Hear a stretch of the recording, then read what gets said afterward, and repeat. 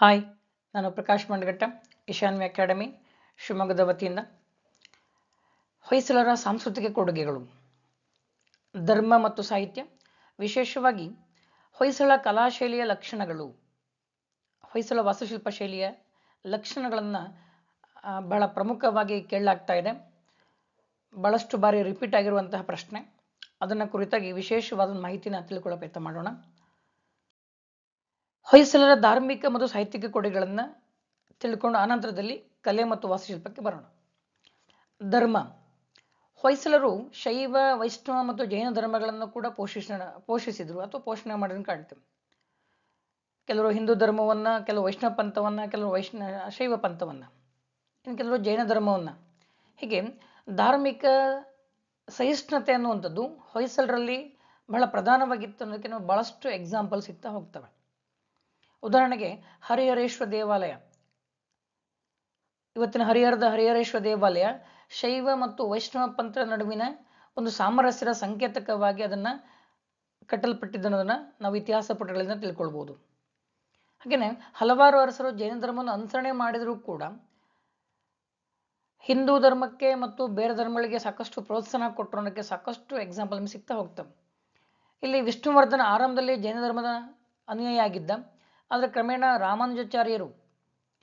ರಾಮಾನುಜಾಚಾರ್ಯ ಪ್ರಭಾವದಿಂದಾಗಿ, ರಾಮಾನುಜಾಚಾರ್ಯ ಗೊತ್ತು ನಿಮಗೆ, ಪ್ರಮುಖವಾಗಿ ದಕ್ಷಿಣ ಭಾರತದಲ್ಲಿ ಪ್ರಮುಖವಾಗಿರ್ತಕ್ಕಂಥ ಭಕ್ತಿ ಚಳುವಳಿಯ ಸಂತ, ಆಚಾರ್ಯತ್ರಯರಲ್ಲಿ ಒಬ್ಬರು. ಕುಲೋತ್ತುಂಗ ಚೋಳನ ಒಂದು ಕಿರುಕುಳ ತಾಳಲಾರದೆ ಕರ್ನಾಟಕಕ್ಕೆ ಬಂದಂಥ ರಾಮಾನುಜಾಚಾರ್ಯರಿಗೆ ಆಶ್ರಯ ಕೊಟ್ಟಂತಹ ಬಿಟ್ಟಿದೇವ ಅವರ ಪ್ರಭಾವದಿಂದಾಗಿ ಕ್ರಮೇಣ ವೈಷ್ಣವ ಪಂಥವನ್ನು ಸ್ವೀಕಾರ ಮಾಡಿ ತನ್ನ ಹೆಸರನ್ನು ವಿಷ್ಣುವರ್ಧನ ಅಂತೇಳಿ ಬದಲಾಯಿಸಿಕೊಂಡದನ್ನು ಕೂಡ ನಾವಿಲ್ಲಿ ಉಲ್ಲೇಖ ಮಾಡ್ಬೋದು. ಜೊತೆಗೆ ಆತ ವೈಷ್ಣವ ಧರ್ಮವನ್ನು ಸ್ವೀಕಾರ ಮಾಡಿದರೂ ಕೂಡ ವಿಷ್ಣುವರ್ಧನ ರಾಣಿ ಶಾಂತಲಾ ದೇವಿ ಏನಿದ್ದಾಳೆ ಮತ್ತು ಆತನ ಸೇನಾಧಿಪತಿ ಗಂಗರಾಜ ಇಬ್ಬರೂ ಕೂಡ ಪ್ರಧಾನವಾಗಿ ಜೈನ ಧರ್ಮೀಯರಾಗಿದ್ದರು. ಹಾಗಾಗಿ ಧಾರ್ಮಿಕವಾಗಿ ಮತ ಸಹಿಷ್ಣುತೆ ಅಥವಾ ಧಾರ್ಮಿಕ ಸಹಿಷ್ಣುತೆ ಅಂತಕ್ಕಂಥದ್ದು ಹೊಯ್ಸಳರಲ್ಲಿ ಪ್ರಮುಖವಾಗಿರ್ತಕ್ಕಂಥ ಲಕ್ಷಣ. ಇನ್ನು ಸಾಹಿತ್ಯ ವಿಚಾರಕ್ಕೆ ಬಂದರೆ, ಹೊಯ್ಸಳರ ಕಾಲದಲ್ಲಿ ಕನ್ನಡ ಮತ್ತು ಸಂಸ್ಕೃತ ಎರಡೂ ಸಾಹಿತ್ಯಗಳು ವಿಪುಲವಾಗಿ ಬೆಳೆದಿರೋದನ್ನು ನಾವು ಕಾಣ್ತೇವೆ. ಇಲ್ಲಿ ಪ್ರಧಾನವಾಗಿ ಕನ್ನಡ ಮತ್ತು ಸಂಸ್ಕೃತ ಎರಡೂ ಭಾಷೆಯಲ್ಲೂ ಕೂಡ ಅತ್ಯಂತ ಶ್ರೀಮಂತವರ ಸಾಹಿತ್ಯ ಇವರ ಕಾಲಕ್ಕೆ ರಚನೆ ಆಗಿದೆ. ಇಲ್ಲಿ ಕನ್ನಡ ಕೃತಿಗಳನ್ನು ನೋಡ್ತಾ ಹೋಗೋಣ ನಾವು. ನಾಗಚಂದ್ರ, ಅಭಿನವ ಪಂಪ ಅಂತಲೇ ಕರೆಸ್ಕೊಂಡಂಥ ಕವಿ ಇದು. ನಾಗಚಂದ್ರನನ್ನು ಅಭಿನವ ಪಂಪ ಅಂತೇಳಿ ಕರೆಯಲಾಗತ್ತೆ. ಈತನ ಕೃತಿಗಳು ಮಲ್ಲಿನಾಥ ಪುರಾಣ, ರಾಮಚಂದ್ರ ಚರಿತ ಪುರಾಣ, ಪಂಪ ರಾಮಾಯಣ. ಮಲ್ಲಿನಾಥ ಪುರಾಣ, ರಾಮಚಂದ್ರ ಚರಿತ ಪುರಾಣ ಮತ್ತು ಪಂಪ ರಾಮಾಯಣಗಳನ್ನು ನಾಗಚಂದ್ರ ಕವಿ ಬರೀತಾನೆ. ರಾಜಾದಿತ್ಯ, ಈತನ ಕೃತಿಗಳು ಕ್ಷೇತ್ರಗಣಿತ, ವ್ಯವಹಾರ ಗಣಿತ ಮತ್ತು ಲೀಲಾವತಿ ಗಣಿತ. ಕ್ಷೇತ್ರಗಣಿತ, ವ್ಯವಹಾರ ಗಣಿತ ಮತ್ತು ಲೀಲಾವತಿ ಗಣಿತ ಎಂಬ ಗ್ರಂಥಗಳನ್ನು ಬರೀತಾನೆ ರಾಜಾದಿತ್ಯ. ನಯಸೇನನ ಧರ್ಮಾಮೃತ, ಕಲ್ಯಾಣ ಚಾಲುಕ್ಯರ ಕಾಲಕ್ಕೂ ಕೂಡ ಉಲ್ಲೇಖ ಮಾಡಿದ್ವಿ, ಯಾಕೆಂದರೆ ಕಲ್ಯಾಣ ಚಾಲುಕ್ಯರ ಸಾಮಂತರಾಗಿದ್ದರು ಹೊಯ್ಸಳರು ಅನ್ನೋ ಕಾರಣಕ್ಕೆ. ನಯಸೇನನ ಧರ್ಮಾಮೃತ. ರಾಘವಾಂಕ, ಹರಿಶ್ಚಂದ್ರ ಕಾವ್ಯ ಮತ್ತು ಸಿದ್ಧರಾಮ ಪುರಾಣ. ರಾಘವಾಂಕ, ಹರಿಶ್ಚಂದ್ರ ಕಾವ್ಯ ಮತ್ತು ಸಿದ್ಧರಾಮ ಪುರಾಣ ಅಂತಕ್ಕಂಥ ಗ್ರಂಥಗಳನ್ನು ಬರೆದಿದ್ದಾನೆ. ರಾಘವಾಂಕನ ಷಟ್ಪದಿಗಳ ಬ್ರಹ್ಮ ಅಂತೇಳಿ ಉಲ್ಲೇಖ ಮಾಡಲಾಗುತ್ತೆ ಕನ್ನಡ ಸಾಹಿತ್ಯದಲ್ಲಿ. ಹರಿಹರ, ರಗಳೆ ಕವಿ ಅಂತಲೇ ಕರೆಸ್ಕೊಂಡಂಥ ವ್ಯಕ್ತಿ. ಹರಿಹರನ ಕೃತಿಗಳು ಗಿರಿಜಾ ಕಲ್ಯಾಣ, ಪಂಪಶತಕ ಮತ್ತು ಶಿವಾಕ್ಷರ ಮಾಲೆ. ಹರಿಹರನ ಕೃತಿಗಳು ಗಿರಿಜಾ ಕಲ್ಯಾಣ, ಪಂಪಶತಕ ಮತ್ತು ಶಿವಾಕ್ಷರ ಮಾಲೆ. ಇನ್ನು ಜನ್ನನ ಕೃತಿಗಳು ಯಶೋಧರ ಚರಿತೆ, ಅನಂತನಾಥ ಪುರಾಣ. ಕೇಶಿರಾಜನ ಶಬ್ದಮಣಿ ದರ್ಪಣ, ಪ್ರಮುಖ ವ್ಯಾಕರಣ ಗ್ರಂಥ. ಶಬ್ದಮಣಿ ದರ್ಪಣವನ್ನು ಬರೆದವನು ಕೇಶಿರಾಜ. ಇನ್ನು ಸಂಸ್ಕೃತ ಕೃತಿಗಳನ್ನು ಅವಲೋಕನ ಮಾಡೋದಾದರೆ, ತ್ರಿವಿಕ್ರಮ ಪಂಡಿತನ ಉಷಾಹರಣ, ಹಾಗೆಯೇ ನಾರಾಯಣ ಪಂಡಿತನ ಮಾಧವ ವಿಜಯ, ಮಣಿಮಂಜರಿ, ಮೂರನೇ ವಿದ್ಯಾ ಚಕ್ರವರ್ತಿಯ ರುಕ್ಮಿಣಿ ಕಲ್ಯಾಣ. ಇಲ್ಲಿ 1ನೇ ವಿದ್ಯಾ ಚಕ್ರವರ್ತಿ, 2ನೇ ವಿದ್ಯಾ ಚಕ್ರವರ್ತಿ ಮತ್ತು 3ನೇ ವಿದ್ಯಾ ಚಕ್ರವರ್ತಿ ಅಂತೇಳಿ 3 ಜನ ಸಂಸ್ಕೃತ ಕವಿಗಳು ಹೊಯ್ಸಳರ ಆಸ್ಥಾನದಲ್ಲಿದ್ದನ್ನು ಕೂಡ ನಾವಿಲ್ಲಿ ಉಲ್ಲೇಖ ಮಾಡಬಹುದು. ಇನ್ನು ಕಲೆ ಮತ್ತು ವಾಸ್ತುಶಿಲ್ಪಕ್ಕೆ ಬಂದರೆ, ಭಾರತದ ಇತಿಹಾಸದಲ್ಲಿ ಇವರ ಕಾಲವನ್ನು ದೇವಾಲಯಗಳ ವಾಸ್ತುಶಿಲ್ಪದ ಸುವರ್ಣಯುಗ ಅಂತೇಳಿ ಕರೆಯಲಾಗಿದೆ. ಹೊಯ್ಸಳರ ಕಾಲ ಕರ್ನಾಟಕದ ದೇವಾಲಯಗಳ ವಾಸ್ತುಶಿಲ್ಪದ ಸುವರ್ಣಯುಗ ಅಂತಲೇ ಕರೆಯಲಾಗುತ್ತೆ. ಯಾಕೆಂದರೆ ಅಷ್ಟು ಅತ್ಯಂತ ವೈಭವಪೇತವಾಗಿರ್ತಕ್ಕಂಥ, ಅತ್ಯಂತ ಶಿಲ್ಪ ಸೌಂದರ್ಯಗಳಿಂದ ಕೂಡಿರ್ತಕ್ಕಂಥ ದೇವಾಲಯಗಳ ನಿರ್ಮಾಣಕ್ಕೆ ಹೊಯ್ಸಳರು ಅತ್ಯಂತ ಪ್ರಸಿದ್ಧರಾಗಿರೋದನ್ನು ಕಾಣ್ತೇವೆ. ಈ ಹೊಯ್ಸಳರು ತಮ್ಮದೇ ಆಗಿರ್ತಕ್ಕಂಥ ಶೈಲಿಯನ್ನು ಬೆಳೆಸ್ತಾರೆ, ರೂಪಿಸ್ಕೊಳ್ತಾರೆ. ಇಲ್ಲಿ ಪ್ರಮುಖವಾಗಿ ವೇಸರ ಶೈಲಿ ಮತ್ತು ದ್ರಾವಿಡ ಶೈಲಿ. ದಕ್ಷಿಣ ಭಾರತದ ವಾಸ್ತುಶಿಲ್ಪ ಶೈಲಿನ ದ್ರಾವಿಡ ಶೈಲಿ ಅಂತ ಕರಿತೇವೆ. ಚಾಲುಕ್ಯರ ವಾಸ್ತುಶಿಲ್ಪ ಶೈಲಿನ ವೇಸರ ಶೈಲಿ ಅಂತ ಕರಿತೇವೆ. ಈ ವೇಸರ ಶೈಲಿ ಮತ್ತು ದ್ರಾವಿಡ ಶೈಲಿ ಎರಡನ್ನ ಕೂಡಿಕೊಂಡು ಹೊಯ್ಸಳ ವಾಸ್ತುಶೈಲಿ ಅಂತ ಹೊಸ ಲಕ್ಷಣವನ್ನ, ಹೊಸ ಶೈಲಿಯನ್ನ, ಹೊಸ ಲಕ್ಷಣಗಳನ್ನು ತುಂಬಿರ್ತಕ್ಕಂಥ ಹೊಸ ಒಂದು ವಾಸ್ತುಶಿಲ್ಪ ಶೈಲಿಯನ್ನು ಅವರು ಬಳಸ್ತಾರೆ. ಈ ಹೊಯ್ಸಳ ವಾಸ್ತುಶಿಲ್ಪ ಶೈಲಿಯಲ್ಲಿ ಅತ್ಯಂತ ಅದ್ಭುತವಾಗಿರ್ತಕ್ಕಂಥ ಸ್ಮಾರಕಗಳನ್ನು, ದೇವಾಲಯಗಳನ್ನು ನಿರ್ಮಾಣ ಮಾಡಿರ್ತಕ್ಕಂಥ ಹೆಗ್ಗಳಿಕೆ ಇವರಿಗೆ ಸಲ್ಲುತ್ತೆ. ಇವರ ಪ್ರಮುಖ ಕೇಂದ್ರಗಳನ್ನು ಉಲ್ಲೇಖ ಮಾಡೋದಾದರೆ ವಾಸ್ತುಶಿಲ್ಪಕ್ಕೆ ಸಂಬಂಧಪಟ್ಟಂಗೆ ಬೇಲೂರು, ಹಳೇಬೀಡು, ಸೋಮನಾಥಪುರ ಇವು ಮೂರು ಪ್ರಧಾನವಾಗಿ ಉಲ್ಲೇಖ ಆಗ್ತಕ್ಕಂತಹ ವಾಸ್ತುಶಿಲ್ಪದ ಕೇಂದ್ರಗಳು. ಜೊತೆಗೆ ಬಳ್ಳಿಗಾವೆ ಇದೆ, ಅಮೃತಪುರ ಇದೆ, ಅರಸೀಕೆರೆ ಇದೆ, ತಲಕಾಡು ಇದೆ. ಹೀಗೆ ಬೇರೆ ಬೇರೆ ಪ್ರದೇಶಗಳಿದ್ರೂ ಕೂಡ ಬಹಳ ಪ್ರಧಾನವಾಗಿ ಬೇಲೂರು, ಹಳೇಬೀಡು ಮತ್ತು ಸೋಮನಾಥಪುರಗಳನ್ನು ಉಲ್ಲೇಖ ಮಾಡಲಾಗುತ್ತೆ ಅವರ ವಾಸ್ತುಶಿಲ್ಪದ ಕೇಂದ್ರಗಳಾಗಿ.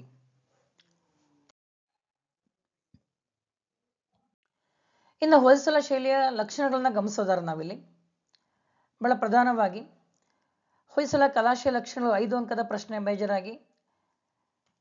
ಮೊದಲಾಗಿ ನಕ್ಷತ್ರಾಕಾರದ ತಳಪಾಯ, ನಕ್ಷತ್ರಾಕಾರದ ತಳಪಾಯ, ನಕ್ಷತ್ರಾಕಾರದ ಜಗತಿ. ನೋಡಿ, ಸಾಮಾನ್ಯವಾಗಿ ಇವರ ದೇವಾಲಯ ಎಲ್ಲವೂ ಕೂಡ ನಕ್ಷತ್ರಾಕಾರದ ಫೌಂಡೇಶನ್ ಹೊಂದಿರ್ತವೆ. ನಿಮಗೆ ಜಿಗ್ಜಾಗ್ ಕಾಣಿಸ್ತಾರೆ, ನಿಮಗೆ ಈ ನಕ್ಷತ್ರಾಕಾರದ ಶೇಪ್ ಏನಿದೆ ಈ ರೀತಿಯಲ್ಲಿ ಕಾಣಿಸುತ್ತೆ. ನಿಮಗೆ ನಕ್ಷತ್ರಾಕಾರದ ತಳಪಾಯದ ಮೇಲೆ ಒಂದು ವಿಸ್ತಾರವಾಗಿದ್ದ ನಕ್ಷತ್ರಾಕಾರದ ಜಗತಿ, ಈ ಜಗತ್ತಿಯನ್ನು ನಾವು ಇದನ್ನು ಕರಿತೇವೆ. ಓಪನ್ ಸ್ಪೇಸ್ ಏನಿದೆ ಸುತ್ತಾಡೋದಕ್ಕೆ ಇಲ್ಲಿ ದೇವಸ್ಥಾನ ಸುತ್ತ ಪ್ರದಕ್ಷಿಣಾ ಪಥವಾಗಿ ಇದು ಕೆಲಸ ಮಾಡುತ್ತೆ ಅಥವಾ ಯೂಸ್ ಮಾಡ್ಕೊಳ್ಳಾಗತ್ತೆ. ಇದನ್ನು ನಕ್ಷತ್ರಾಕಾರದ ಜಗತಿ ಅಂತ ಕರೀತೇವೆ. ಎರಡನೇದಾಗಿ. ಮೂರನೇದಾಗಿ ತೆರೆದ ಪ್ರದಕ್ಷಿಣಾ ಪಥ ನಾನು ಉಲ್ಲೇಖ ಮಾಡ್ತಾ ಇದ್ದೆ. ಸಾಮಾನ್ಯವಾಗಿ ದೇವಾಲಯಗಳಲ್ಲಿ ಗರ್ಭಗುಡಿಯ ಸುತ್ತ ಪ್ರದಕ್ಷಿಣಾ ಪಥ ಇದ್ದರೆ ಇಲ್ಲಿ ಹೊಯ್ಸಳರ ಕಾಲದಲ್ಲಿ ಆ ರೀತಿ ಲಕ್ಷಣ ಕಂಡು ಬರೋದಿಲ್ಲ. ಇಲ್ಲಿ ಬದಲಾಗಿ ದೇವಸ್ಥಾನ ಸುತ್ತ ತೆರೆದ ಪ್ರದಕ್ಷಿಣಾ ಪಥವನ್ನು ಕಾಣ್ತೇವೆ. ಗರ್ಭಗುಡಿ ಸುತ್ತರಿಯೋದಕ್ಕೆ ಅವಕಾಶ ಇರೋದಿಲ್ಲ. ಇಲ್ಲಿ ತೆರೆದ ಪ್ರದಕ್ಷಿಣಾ ಪಥ, ಅದಕ್ಕೆ ಕರೆಯೋದು. ಈ ನಕ್ಷತ್ರದ ಜಗತ್ತೇನಿದೆ ಈ ಜಗತ್ತಿನೇ ಪ್ರದಕ್ಷಿಣಾ ಪಥವಾಗಿ ಅವರು ಯೂಸ್ ಮಾಡ್ಕೊಳ್ತಾ ಇದ್ರು. ಹಾಗಾಗಿ ಇದೊಂದು ವಿಶೇಷವಾಗಿರ್ತಕ್ಕಂಥ ಲಕ್ಷಣ, ತೆರೆದ ಪ್ರದಕ್ಷಿಣಾ ಪಥ. ನಾಲ್ಕನೇದಾಗಿ ನುಣುಪಾದ ಕಂಬಗಳ ರಚನೆ. ನೋಡಿ, ಅತ್ಯಂತ ಶೈನಿಂಗ್ ಆಗಿರ್ತಕ್ಕಂಥ ನುಣುಪಾದ ಕಂಬಗಳು, ಅತ್ಯಂತ ವೈವಿಧ್ಯಮವಾಗಿರ್ತಕ್ಕಂಥ ಡಿಸೈನ್ಗಳನ್ನು ಒಳಗೊಂಡಿರ್ತಕ್ಕಂತಹ ವೈವಿಧ್ಯವಾದ ನುಣುಪಾದ ಕಂಬಗಳ ರಚನೆ ಕೂಡ ಈ ಹೊಯ್ಸಳ ಕಲಾಶೈಲಿಯ ಪ್ರಮುಖ ಲಕ್ಷಣವಾಗಿದೆ. ಕೆಲವೊಮ್ಮೆ ಕನ್ನಡಿಯ ರೀತಿಯಲ್ಲಿ ಶೈನಿಂಗ್ ಇರುತ್ತೆ. ನಮ್ಮ ಪ್ರತಿಬಿಂಬ ಸ್ವಲ್ಪ ಮಟ್ಟಿಗೆ ಕಾಣುವಷ್ಟು ಮಟ್ಟಿಗೆ ಅಷ್ಟು ಹೊಳಪಿರ್ತಕ್ಕಂಥ ನಯವಾಗಿ ಅವರು ಪಿಲ್ಲರ್ಗಳನ್ನು ರಚನೆ ಮಾಡೋದನ್ನು ಕಾಣ್ತೇವೆ. ಇನ್ನು ಐದನೇದಾಗಿ ಮದನಿಕೆಯರ ವಿಗ್ರಹಗಳು. ಬಹಳ ಫೇಮಸ್ ಆಗಿರ್ತಕ್ಕಂಥ ಬೇಲೂರಿನ ದೇವಸ್ಥಾನದ ದರ್ಪಣ ಸುಂದರಿ. ಸುಮಾರು 42 ಮದನಿಕಾ ವಿಗ್ರಹಗಳನ್ನು ನಾವು ಬೇಲೂರು ಚೆನ್ನಕೇಶವ ದೇವಾಲಯದಲ್ಲಿ ಕಾಣ್ತೇವೆ. ಅದ್ಭುತ, ಒಂದಕ್ಕಿಂತ ಒಂದು ಭಿನ್ನವಾಗಿರ್ತಕ್ಕಂಥ, ಅತ್ಯಂತ ಮನೋಜ್ಞವಾಗಿರ್ತಕ್ಕಂಥ ಮತ್ತು ಭಾರತೀಯ ಕಲೆಯ ಪ್ರತೀಕವಾಗಿ ಬೇರೆ ಬೇರೆ ಶೈಲಿಗಳಲ್ಲಿ, ಬೇರೆ ಬೇರೆ ಭಂಗಿಗಳಲ್ಲಿ ನೃತ್ಯವನ್ನು ಪ್ರದರ್ಶನ ಮಾಡೋ ರೀತಿಯಲ್ಲಿ ಮದನಿಕೆಯರ ವಿಗ್ರಹನ ಕೆತ್ತನೆ ಮಾಡಿರ್ತಕ್ಕಂಥದ್ದು ಕೂಡ ಇವರ ಕಲೆಯ ಶೈಲಿಯ ಪ್ರಮುಖ ಲಕ್ಷಣ. ಮದನಿಕೆಯ ವಿಗ್ರಹ ಲಕ್ಷಣಗಳು, ಮದನಿಕಾ ವಿಗ್ರಹದ ಪ್ರಮುಖ ಲಕ್ಷಣಗಳಲ್ಲಿ ಒಂದಾಗಿದೆ. ಇನ್ನು ಆರನೇದಾಗಿ ಪಿರಮಿಡ್ಡಿನ ಆಕಾರದ ಶಿಖರ. ನೋಡಿ, ಶಿಖರ ನಿಮಗೆ ಕಾಣಿಸ್ತಾ ಇದೆ, ವಿಮಾನ ಅಂತ ಕೂಡ ಕರೆಯಲಾಗುತ್ತಿದೆ. ನಾವು ಪಿರಮಿಡ್ಡಿನ ಆಕಾರದ ಹೋಗ್ತಾ ಹೋಗ್ತಾ ಚೂಪಾಗ್ತಾ ಒಂದು ಕಾಣ್ತೇವೆ. ವಿಮಾನ ಆಕಾರದ ಅಥವಾ ಪಿರಮಿಡ್ನ ಆಕಾರದ ವಿಮಾನ ಅಥವಾ ಶಿಖರಗಳನ್ನು ನಾವು ಕೂಡ ಇಲ್ಲಿ ಕಾಣ್ತೇವೆ. ಅದು ಕೂಡ ಪ್ರಧಾನವಾಗಿ ಈ ಹೊಯ್ಸಳ ಕಲಾಶೈಲಿಯ ಪ್ರಮುಖ ಲಕ್ಷಣ. ಇನ್ನು ಏಳನೇದಾಗಿ ಭುವನೇಶ್ವರಿ ಅಂತೇಳಿ ಕರಿತೀವಿ. ಭುವನೇಶ್ವರಿ ಅಂತಂದ್ರೆ ಸಾಮಾನ್ಯವಾಗಿ ಮೇಲ್ಛಾವಣಿ, ಸೀಲಿಂಗ್ ಭಾಗ, ದೇವಸ್ಥಾನದ ಸೀಲಿಂಗ್ ಭಾಗ ಏನಿದೆ ಮೇಲ್ಭಾಗದಲ್ಲಿ, ಅದನ್ನು ಅತ್ಯಂತ ವೈವಿಧ್ಯವಾದ ಕೆತ್ತನೆಗಳಿಂದ ಅಲಂಕಾರ ಮಾಡಿರ್ತಕ್ಕಂಥದ್ದನ್ನು ನಾವು ಇಲ್ಲಿ ಕಾಣ್ತೇವೆ. ಅದನ್ನು ನಾವು ಭುವನೇಶ್ವರಿ ಅಂತೇಳಿ ಕರಿತೇವೆ. ಅತ್ಯಂತ ವೈವಿಧ್ಯವಾಗಿದೆ, ಒಂದಕ್ಕಿಂತ ಒಂದು ಭಿನ್ನವಾಗಿರ್ತಕ್ಕಂತಹ ಆಕರ್ಷಣೀಯವಾಗಿರ್ತಕ್ಕಂಥ ಕೆತ್ತನೆಗಳನ್ನು ನಾವು ಇಲ್ಲಿ ಕಾಣ್ತೇವೆ. ಹಾಗಾಗಿ ಭುವನೇಶ್ವರಿ ಕೆತ್ತನೆ ಈ ಒಂದು ಶೈಲಿಯ ಪ್ರಮುಖ ಲಕ್ಷಣ ಅಂತೇಳಿ ಕೂಡ ಉಲ್ಲೇಖ ಮಾಡಲಾಗುತ್ತೆ.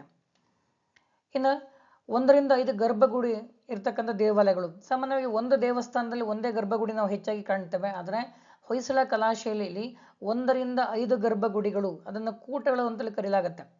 ಒಂದು ದೇವಸ್ಥಾನದಲ್ಲಿ ಒಂದೇ ಗರ್ಭಗುಡಿ ಇರುತ್ತೆ, ಅದನ್ನು ವೈಕಕೂಟ ಅಂತ ಕರಿತೇವೆ. 2 ಗರ್ಭಗುಡಿ ಒಂದೇ ದೇವಸ್ಥಾನ, ಅದನ್ನು ದ್ವಿಕೂಟ ಅಂತೇಳಿ ಕರಿತೇವೆ. ಅದೇ 3 ಗರ್ಭಗುಡಿಗಳಿದ್ರೆ ಅದನ್ನು ತ್ರಿಕೂಟ ಅಂತೇಳಿ, ಒಂದೇ ದೇವಸ್ಥಾನ 4 ಗರ್ಭಗುಡಿಗಳಿದ್ರೆ ಅದನ್ನು ಚತುಷ್ಕೂಟ ಅಂತೇಳಿ, ಹಾಗೆಯೇ 5 ಗರ್ಭಗುಡಿಗಳಿದ್ರೆ ಅದನ್ನು ಪಂಚಕೂಟ ಅಂತ ಕರಿತೀವಿ. ಹೀಗೆ 1 ರಿಂದ 5 ಗರ್ಭಗೃಹಗಳು ಅಥವಾ ಕೂಟಗಳಿರ್ತಕ್ಕಂಥ ದೇವಾಲಯಗಳ ನಿರ್ಮಾಣ ಈ ಶೈಲಿಯ ಪ್ರಧಾನವಾಗಿರ್ತಕ್ಕಂಥ ವಿಶೇಷ ಲಕ್ಷಣ. ಇನ್ನು ಸಾಮಾನ್ಯವಾಗಿ ಲಾಂಛನವನ್ನು ಕೆತ್ತರೋದನ್ನು ಕಾಣ್ತೇವೆ ನಾವಿಲ್ಲಿ. ದೇವಸ್ಥಾನ ಎಲ್ಲರ ಒಂದು ಭಾಗದಲ್ಲಿ ಹೊಯ್ಸಳರು ತಮ್ಮ ಲಾಂಛನವನ್ನು ಕೆತ್ತಿರ್ತಾರೆ ಶಿಲ್ಪಿಗಳು. ಅದು ಕೂಡ ವಿಶೇಷವಾಗಿ ಕಂಡು ಬರ್ತಕ್ಕಂಥ ಲಕ್ಷಣ. ಇನ್ನು ಶಿಲ್ಪಿಗಳ ಹೆಸರನ್ನ ಕೆತ್ತಿರುವುದು. ಸಾಮಾನ್ಯವಾಗಿ ದೇವಾಲಯಗಳಲ್ಲಿ ಶಿಲ್ಪಿಗಳ ಹೆಸರನ್ನು ಯಾವ್ದಾದ್ರು ಒಂದು ಕಡೆ ಭಾಗದಲ್ಲಿ ಕೆತ್ತನೆ ಮಾಡಲ್ಪಟ್ಟರನ್ನು ಕಾಣ್ತಾ ಹೋಗ್ತೀವಿ. ಈ ಮಲ್ಲೋಜ, ದಾಸೋಜ, ಚವಣಜ ಅಂತ ಏನು ಇವರು ಶಿಲ್ಪಿಗಳ ಹೆಸರನ್ನ ಉಲ್ಲೇಖ ಮಾಡ್ತೀವಿ, ಎಲ್ಲವೂ ಕೂಡ ದೇವಾಲಯಗಳಲ್ಲಿ ಕೆತ್ತನೆ ಮಾಡಲ್ಪಟ್ಟಿರ್ತಕ್ಕಂಥ ಹೆಸರುಗಳು. ಮಲ್ಲೋಜ, ದಾಸೋಜ, ಚವಣಜ, ನಾಗೋಜ ಇವೆಲ್ಲವೂ ಕೂಡ ಪ್ರಧಾನವಾಗಿ ಹೊಯ್ಸಳ ಕಲಾ ಶೈಲಿಯಲ್ಲಿ ಬರ್ತಕ್ಕಂತಹ ಹೊಯ್ಸಳರ ಕಾಲದ ಪ್ರಧಾನ ಶಿಲ್ಪಿಗಳ ಹೆಸರುಗಳನ್ನು ನಾವಿಲ್ಲಿ ಉಲ್ಲೇಖ ಮಾಡ್ತೇವೆ. ಇನ್ನು ದ್ವಾರಪಾಲಕರ ಕೆತ್ತನೆ, ಇದು ವಿಶೇಷವಾಗಿ ಕಂಡುಬರುವ ಲಕ್ಷಣ. ಇದು ಕೂಡ ಕೆಲವೊಂದು ನಿಮ್ಮ ಪುಸ್ತಕದಕ್ಕಿಂತ ಕೆಲವೊಂದು ಅಡಿಷನಲ್ ಆಗಿ ಆ್ಯಡ್ ಮಾಡಿದ್ದೇನೆ, ಕಾರಣ ವಿಶೇಷವಾಗಿದ್ದ ಲಕ್ಷಣ ಅನ್ನೋ ಕಾರಣಕ್ಕಾಗಿಯೇ ನಿಮಗೆ ಹೈಯರ್ ಸ್ಟಡೀಸ್ಗೂ ಕೂಡ ಹೆಲ್ಪ್ ಆಗುತ್ತೆ. ಇದು ದ್ವಾರಪಾಲಕರ ಕೆತ್ತನೆ ಸಾಮಾನ್ಯವಾಗಿ ದೇವಸ್ಥಾನದ ಎಂಟ್ರೆನ್ಸ್ ಇದೆ, ಪ್ರವೇಶ ದ್ವಾರದ ಇಕ್ಕೆಲಗಳಲ್ಲಿ ದ್ವಾರಪಾಲಕರನ್ನು ಕೂಡ ಅತ್ಯಂತ ವೈವಿಧ್ಯಮಯವಾಗಿ ಕೆತ್ತನೆ ಮಾಡಿರ್ತಾರೆ. ಅದು ಕೂಡ ಒಂದು ವಿಶೇಷವಾದ ಲಕ್ಷಣ, ದ್ವಾರಪಾಲಕರ ಕೆತ್ತನೆ. ಇನ್ನು ಶಿಲಾ ಜಾಲಾಂಧ್ರಗಳು ಅಥವಾ ಶಿಲ್ಪ ಜಾಲಾಂಧ್ರಗಳಿದೆ ಅಂದರೆ ಕಲ್ಲಿನ ಕಿಟಕಿಗಳು. ದೇವಸ್ಥಾನಕ್ಕೆ ಗಾಳಿ ಬೆಳಕಿನ ವ್ಯವಸ್ಥೆಗೆ ಕಲ್ಲಿನ ಕಿಟಕಿಗಳನ್ನು ಅತ್ಯಂತ ವೈವಿಧ್ಯಮಯವಾಗಿ ಕೆತ್ತನೆ ಮಾಡಿರ್ತಾರೆ. ಅದನ್ನು ಶಿಲ್ಪ ಜಾಲಾಂಧ್ರಗಳು ಅಥವಾ ಶಿಲಾ ಜಾಲಾಂಧ್ರ ಅಂತೇಳಿ ಕರೀತೇವೆ. ಅದು ಕೂಡ ಹೊಯ್ಸಳ ಕಲಾ ಶೈಲಿಯ ಪ್ರಧಾನವಾಗಿರ್ತಕ್ಕ ಲಕ್ಷಣ. ಹೀಗೆ ಹಲವಾರು ವೈವಿಧ್ಯಮಯವಾಗಿರ್ತಕ್ಕ ಲಕ್ಷಣ ಒಳಗೊಂಡಿರ್ತಕ್ಕಂಥ ಶೈಲಿಯನ್ನು ಅವರು ಡೆವಲಪ್ ಮಾಡ್ಕೊಳ್ತಾರೆ. ಹಾಗಾಗಿ ಅದನ್ನು ಹೊಯ್ಸಳ ಕಲಾ ಶೈಲಿ ಅಂತಲೇ ಉಲ್ಲೇಖ ಮಾಡಲಾಗುತ್ತೆ. ತುಂಬ ಮೋಸ್ಟ್ ಇಂಪಾರ್ಟೆಂಟ್ ಆಗಿರ್ತಕ್ಕಂಥ ಪ್ರಶ್ನೆ ಸಾಂಸ್ಕೃತಿಕ ರಂಗದಲ್ಲಿ ಪ್ರಾಚೀನ ಭಾರತದ ವಿಭಾಗಕ್ಕೆ ಸಂಬಂಧಪಟ್ಟಂಗೆ ಹೊಯ್ಸಳ ಕಲಾ ಶೈಲಿಯ ಲಕ್ಷಣಗಳನ್ನು ತಿಳಿಸಿ ಅಂತೇಳಿ ಸುಮಾರು 5 ಅಂಕದ ಪ್ರಶ್ನೆ ಬರುತ್ತೆ. ನೀವು ತುಂಬ ಸಿಂಪಲ್ ಆಗಿ ಕೆಲವೇ ಪದ ನೆನ್ಪಿಟ್ಕೊಬೋದು. ಒಂದು ನಕ್ಷತ್ರಾಕಾರದ ಜಗತಿ, ತಳಪಾಯ, ಪ್ರದಕ್ಷಿಣಾ ಪಥ, ನುಣುಪಾದ ಕಂಬಗಳು, ಮದನೇಕರ ವಿಗ್ರಹಗಳು, ಪಿರಮಿಡ್ನಾಕಾರ ಶಿಖರಗಳು, ಒಂದರಿಂದ ಗರ್ಭಗುಡಿಗಳು, ಇಷ್ಟು ನೆನ್ಪಿಟ್ಕೊಂಡು ಸಾಕಾಗತ್ತೆ. ತುಂಬ ವಿಭಿನ್ನವಾಗಿರ್ತಕ್ಕಂಥ ಶೈಲಿಯನ್ನು ನೀವು ಅಷ್ಟೇ ವೈವಿಧ್ಯಮಯವಾಗಿ ಪ್ರೆಸೆಂಟ್ ಮಾಡಲಿಕ್ಕೆ ಕೂಡ ಹೆಲ್ಪ್ ಆಗುತ್ತೆ. ಇನ್ನು ಈ ಶೈಲಿಯನ್ನು ಬಳಕೆ ಮಾಡಿಕೊಂಡು ಕಟ್ಟಿರ್ತಕ್ಕಂಥ ಅವರ ಕಾಲದ ಪ್ರಮುಖ ದೇವಾಲಯಗಳನ್ನು ಉಲ್ಲೇಖ ಮಾಡೋದಾದರೆ, ಉದಾಹರಣೆಗೆ ಎಕ್ಸಾಂಪಲ್ ಕೊಡಲೇಬೇಕಾಗತ್ತೆ ಲಕ್ಷಣಗಳೊಂದಿಗೆ. ನೀವು ಬೇಲೂರಿನ ಚೆನ್ನಕೇಶವ ದೇವಾಲಯ, ಇದು ಏಕಕೂಟ ದೇವಸ್ಥಾನಕ್ಕೆ ಒಂದು ಉದಾಹರಣೆ. ಹಳೆಬೀಡಿನ ಹೊಯ್ಸಳೇಶ್ವರ ಮತ್ತು ಶಾಂತಲೇಶ್ವರ ದೇವಾಲಯ ದ್ವಿಕೂಟಕ್ಕೆ ಉದಾಹರಣೆ. ಸೋಮನಾಥಪುರ ಕೇಶವ ದೇವಾಲಯ, ಅದು ತ್ರಿಕೂಟಕ್ಕೆ ಉದಾಹರಣೆ. ದೊಡ್ಡ ಗದ್ದವಳ್ಳಿಯ ಲಕ್ಷ್ಮೀ ದೇವಾಲಯ ಚತುಷ್ಕೂಟ, ಒಂದೇ ದೇವಸ್ಥಾನ 4 ಗರ್ಭಗುಡಿ ಇರ್ತವೆ. ಇನ್ನು ಗೋವಿಂದನಹಳ್ಳಿಯಲ್ಲಿ ಪಂಚಲಿಂಗೇಶ್ವರ ದೇವಾಲಯ ಇದೆ, ಇದು ಪಂಚಕೂಟಕ್ಕೆ ಎಕ್ಸಾಂಪಲ್ ಆಗಿರ್ತಕ್ಕಂಥ ದೇವಸ್ಥಾನ. ಈಗ ನೋಡಿ, ಏಕಕೂಟ, ದ್ವಿಕೂಟ, ತ್ರಿಕೂಟ ಮತ್ತು ಚತುಷ್ಕೂಟ ಹಾಗೂ ಪಂಚಕೂಟ 5 ಕೂಟಗಳು ಕೂಡ ವಿಭಿನ್ನವಾಗಿರ್ತಕ್ಕಂಥ ದೇವಾಲಯಗಳನ್ನು ನಾವು ಕಾಣ್ತೇವೆ. ಇತರ ಪ್ರಮುಖ ದೇವಾಲಯ ಉಲ್ಲೇಖ ಮಾಡೋದಾದರೆ ತಲಕಾಡಿನ ಕೀರ್ತಿನಾರಾಯಣ ದೇವಾಲಯ, ಹರಿಹರದ ಹರಿಹರೇಶ್ವರ ದೇವಾಲಯ, ಅಮೃತಪುರದ ಅಮೃತೇಶ್ವರ ದೇವಾಲಯ, ಅರಸೀಕೆರೆ ದೇವಾಲಯ ಅಥವಾ ಗದಗಿನ ವೀರನಾರಾಯಣ ದೇವಾಲಯ, ಹೀಗೆ ಸಾಕಷ್ಟು ಇದ್ದಾವೆ. ಅವುಗಳನ್ನೆಲ್ಲ ಉಲ್ಲೇಖ ಮಾಡ್ಬೋದು. ಜೊತೆಗೆ ಇವರು ಬಸದಿಗಳನ್ನು ಕೂಡ ನಿರ್ಮಾಣ ಮಾಡಿಸಿದ್ದಾರೆ. ಪ್ರಧಾನವಾಗಿ ಬಸದಿ, ಶ್ರವಣಬೆಳಗೊಳದ ಸವತಿ ಗಂಧಾವರಣ ಬಸದಿಯನ್ನು ವಿಷ್ಣುವರ್ಧನ ರಾಣಿ ಶಾಂತಲೆ ನಿರ್ಮಾಣ ಮಾಡೋದನ್ನು ಉಲ್ಲೇಖ ಮಾಡ್ಬೋದು ನಾವಿಲ್ಲಿ. ಸವತಿ ಗಂಧಾವರಣ ಬಸದಿ ರಾಣಿ ಶಾಂತಲೆ ನಿರ್ಮಿಸಿದ್ದು. ಹಾರ್ಟ್ಸಲ್ಲಿ ಕ್ವಶನ್ ಬ್ಯಾಂಕಲ್ಲಿ ಕೂಡ ಕೇಳಲಾಗಿದೆ. ಜೊತೆಗೆ ರಾಣಿ ಶಾಂತಲೆನ ನಾಟ್ಯ ಸರಸ್ವತಿ ಅಂತಲೇ ಕರೀತಾ ಇದ್ರು. ಇದೇ ರೀತಿ ಬರೆದಿರ್ತಕ್ಕಂತಹ 6ನೇ ವಿಕ್ರಮಾದಿತ್ಯ ರಾಣಿ ಚಂದ್ರಲೇಖ ನೃತ್ಯ ವಿದ್ಯಾಧರಿ ಅಂತ ಕರಿತೇವೆ. ನೃತ್ಯ ವಿದ್ಯಾಧರಿ, ಇದು ನಾಟ್ಯ ಸರಸ್ವತಿ. ಸ್ವಲ್ಪ ಕನ್ಫ್ಯೂಷನ್ ಆಗುತ್ತೆ, ಗೊಂದಲ ಮಾಡ್ಕೊಳ್ಬೇಡಿ.